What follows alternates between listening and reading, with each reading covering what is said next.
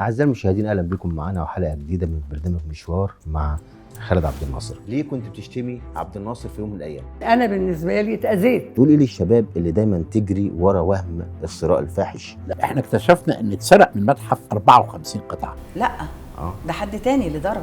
مش عمرو دياب. اه أنا المسرح موجود بس يمكن انتاجه قل شويه. بنات جميلة جدا بتطلع معاك، اه ما اخترتش واحدة منهم لا، ولا هتتجوز واحدة منهم؟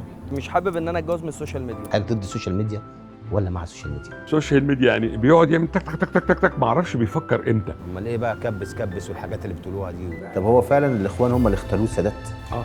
انا رحت شفت الصينيه بتاعت الكنافه، قلت الاقي صينيه الكنافه دي.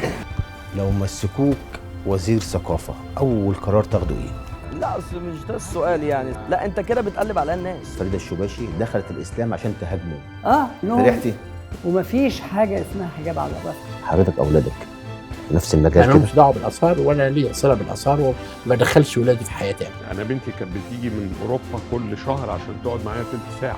طيب حضرتك ليه بتكرهي رئيس السادات؟ بعشقه. اللي في ايده المفتاح. حساس أنت يا أستاذ محمد. مش مسألة حساس، بني ادم يعني.